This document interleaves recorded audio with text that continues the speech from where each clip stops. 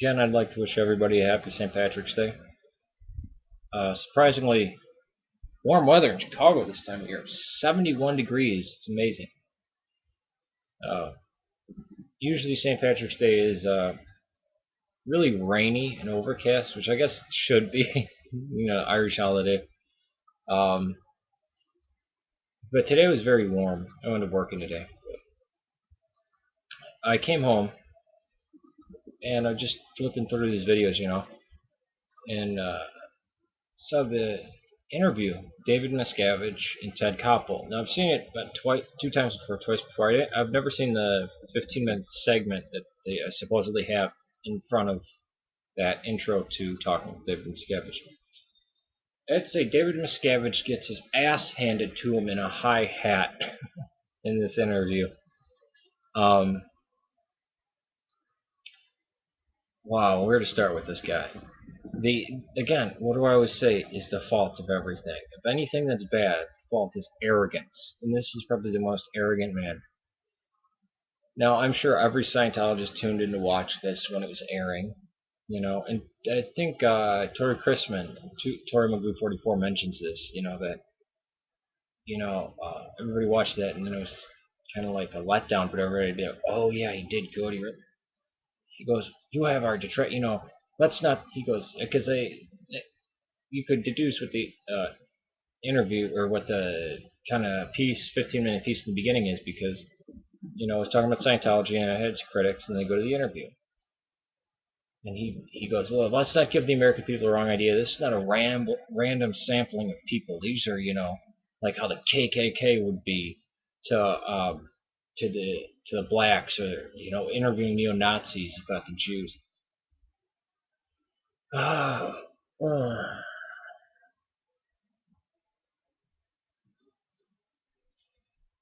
When they do Opus Dei, they have critics of Opus Dei and Opus Dei. Islam, they have critics of Islam about it showing both sides. Something that Scientology always says to do, but they never do it. They block, they have a net nanny installed on their parishioners' computers, and I don't even like calling it parishioners. It's not a religion. And David Miscavige has to lie in there.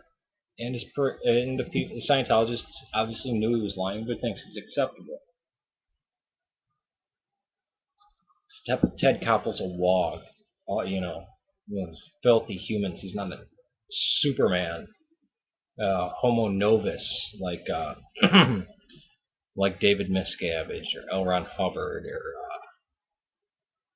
Tommy Davidson. No. I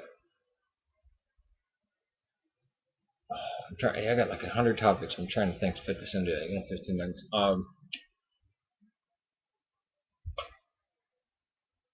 Sorry about that nicotine addiction.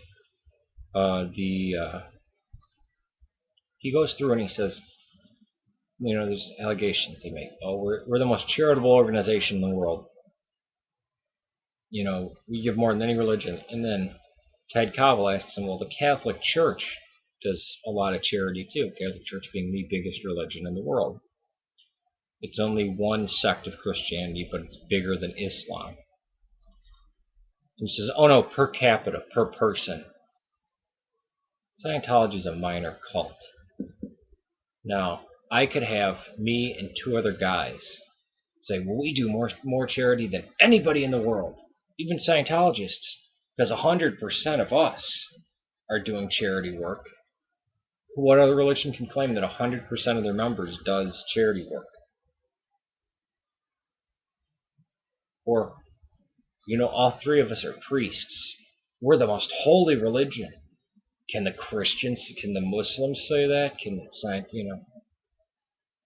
Or if you and, let's say if I was a doctor, and me and 5 other doctors got together and created, we're the most intelligent religion, because everybody in the religion has a PhD.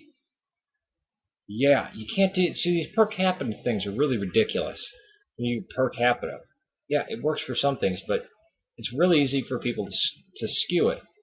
Because if your religion entitles enslavement of the mind, forced donations, which that means that's an oxymoron, a forced donation. It's not a donation. You're paying for services. Now, Christians may go to a service, and they may pay or they may not. And the New Testament says to give hilarious, some say 10%. The Muslims have their charity of, I think, 2.5%. But amazingly, most Muslims give well over that to their credit. And I'm not talking what causes. I'm just saying giving your own personal money that you made to other people freely. Say terrorist bombings, but I'm not going to get into that. I don't want to attack that issue. Then he goes into about, Ted Koppel actually asked him, well, I heard these tapes of L. Ron Hubbard, where he went out to the Van Allen belt, and these spaceships that look like DC-10s, and actually that's OT-3. That's the Wall of Fire with the Xenu story and all that. David Miscavige says, "Oh, I don't, I've never heard of that. That has nothing to do with Scientology." Yeah, it's one of your main levels, dude. Look it up on the internet now. Of course, this was made in the '90s when I think a lot of that stuff was maybe on clambake.com or something like that. But so he says, well, the Catholic religion, let's say has, virgin births, which aren't real, and people going up to heaven and all this stuff. And, you can, it's the same thing. And tries to go on and take out, goes, whoa, wait a second. You were raised a Catholic, right? He goes, yeah. So, well, let's answer this. But no, no. You proposed the thing. You said it was the same as Catholicism. Well, Christianity would say that's a faith. That's something that you put your belief in. It's not. There's no proof in it. It's just, you believe it. And so he asks him, well, you're saying it's those things are on faith? And David Miscavige goes, no, they're not, because science tells you have to know. It's knowing how to know that. So you have a religion with no faith. What? It's ridiculous. Like the other video I made about L. Ron Hubbard. It's ridiculous.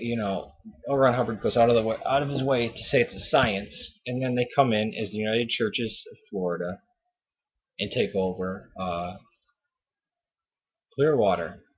It's funny. I actually got a friend living down across the bridge from Clearwater. I guess there's a bridge that connects it. This is the craziest place in the world. Looks like a cult. They got this thing almost looks like a castle. And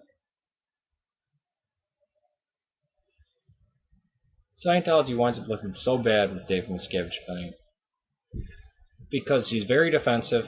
He's always on the attack. He always tries to divert things. What's wrong with this? What we can do for you?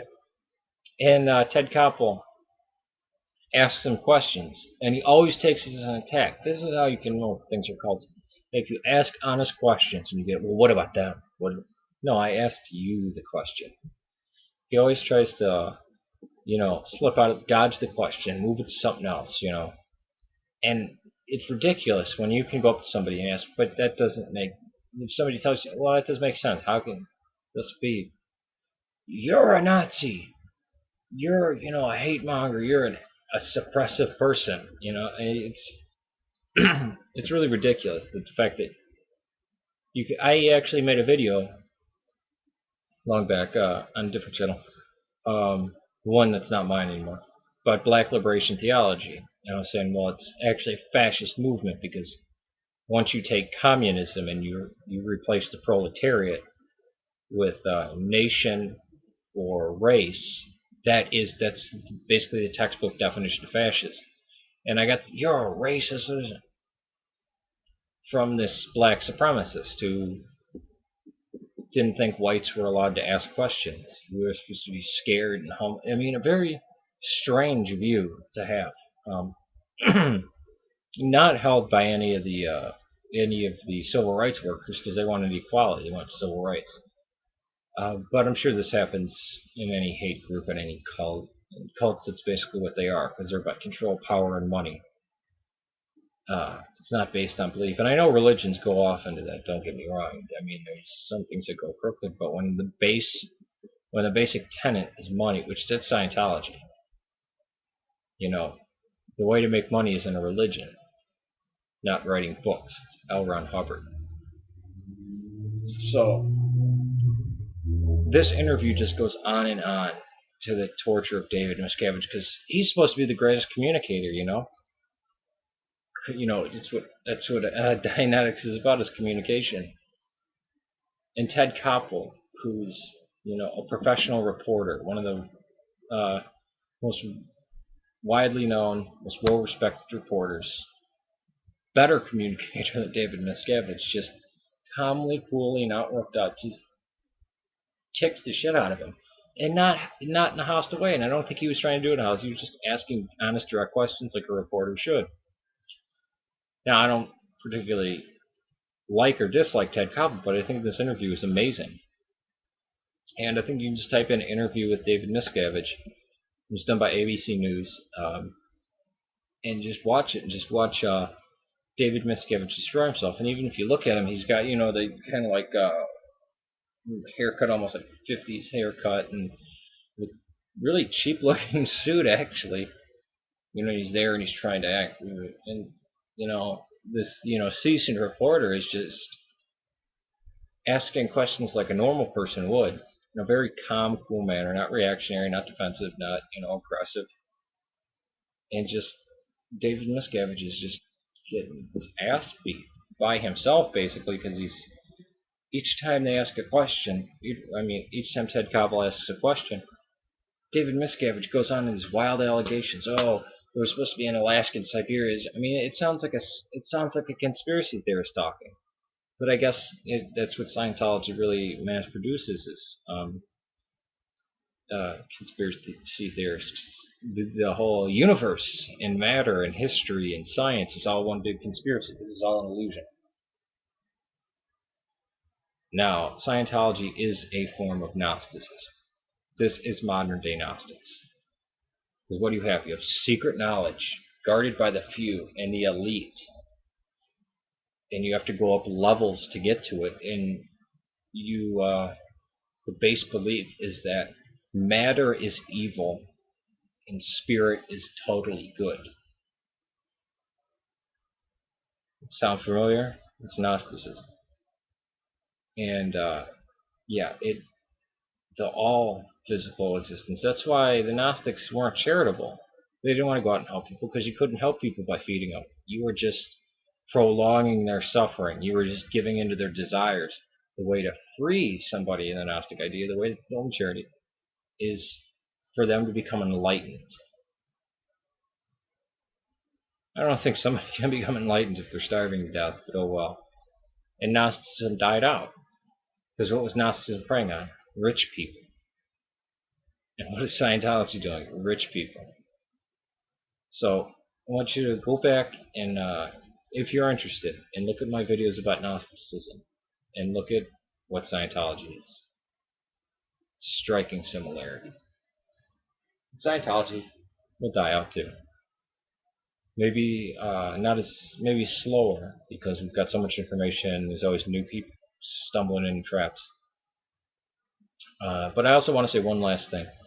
I got a lot of criticism for not only doing Scientology when I first started coming on YouTube. I was doing Mormonism, which is also a very harmful thing to America for freedom, especially gay rights. But I think and that's great for Anonymous that they're so focused and they have only one side. But I think you almost become a pawn if you can only talk about that and can't branch out. I think it narrows perspective a little bit. But I'd like to say Anonymous is doing a great job. Keep doing what you're doing. Peace. Happy St. Patrick's Day.